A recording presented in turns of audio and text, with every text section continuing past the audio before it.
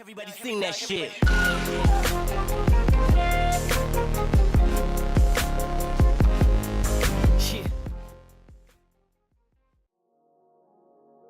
Hey YouTube, Walkie here, and today I'm going to be giving you guys some news and information on COD World War II. Today we're going to be talking about supply drops and loot items within the game. And if you guys enjoy this, please be sure to leave a like. That way I know that you guys want me to continue making videos like this about giving you guys information of what to expect in COD World War II and what to expect within the beta. Anyways, today what we're going to be talking about is, like I said, is loot items in the game, like stuff you get out of supply drops, and in Modern Warfare 2, like little challenges that give you better gear and stuff like that. So there's a podcast by Game Informer. I'm pretty sure they do one. It's either once a month or once a week. I'm not entirely sure. I'm not really up to date on Game Informer, but they did one on Sledgehammer Games recently, within the past couple days, and they put it in the title, quote from that one of the developers said. It was that all loot items will be cosmetic only and thematically appropriate during the launch of the window, beyond not clear yet. So as we know from now, there's not going to be any ASM1 speakeasies, stuff like that. In-game guns that are better, have better perks attached to them, kind of like nuclear weapons. In Infinite Warfare, where there's only certain weapons. Like an example of this is the NV4 Fallout. That's a nuclear NV4, and you have to have that version of the weapon on that you can get from the quartermaster to end up actually getting a nuke in game. It's not going to be like that this time. I'm assuming because they don't have any loot items that go with different gun variants and stuff like that. I'm pretty sure when the fact that they say it's only cosmetic only, that would mean camos and kits, like what we see from MWR, where they have certain kits that make your gun look different, or certain camos that make your gun look different, kind of like the one I'm using the reactive kit right now. It kind of just makes the AK-74U look a bit different. But they do say beyond not clear yet, meaning that gun variants and stuff like that could be in the foreseeable future. Obviously, I'm not really worrying about it because I play competitive, and in competitive you just don't really. It's gun variants are never fucking allowed.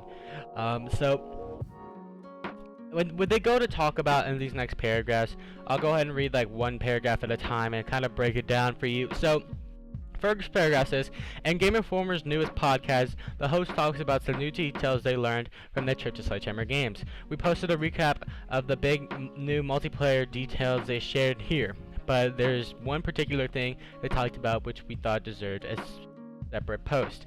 And clearly, this is the thing that they this is the thing that they decided was that they needed to have for a separate post.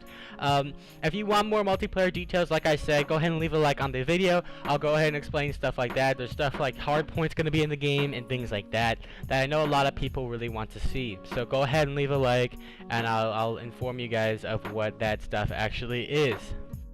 The second paragraph talks about Game Informer. They talked about the supply drops and loot system in Call of Duty World War II. They stated that Sledgehammer Games told them World War II loot would be cosmetic only and thematically appropriate during the launch window.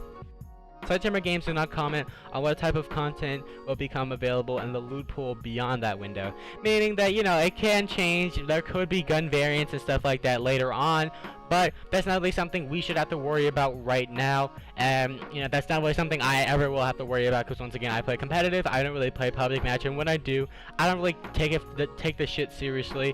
So it's not really something I'm gonna need to worry about. And here's exactly what Game Informer reporter said in their podcast. At least at launch, they're going to be cosmetic only. We don't know about after that. There's a lot of framing during the launch window, we're gonna keep it cosmetic only. All of these emotes and loot are period specific. Even for that, they also said for launch window it is going to be period specific, but it might get wacky. This is the source, and here's the source, Game Informer. So what we do know is we're going to be getting camos, probably kits for your guns in the beginning stages when the game launches.